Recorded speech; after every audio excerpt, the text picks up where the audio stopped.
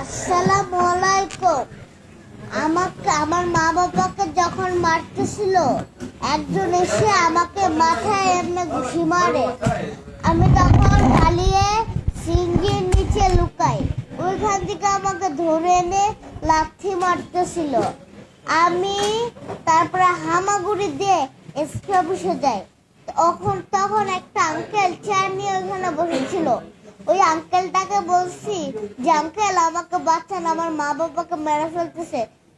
যখন ওরা আমাকে মারতে আসছে, তখন ওই আঙ্কেলটা ওদেরকে বলে যে এই পিচ্ছির গায়ে হাত দিবে না, আমি হাত কিনে একবারে ভেঙে ফেলবো।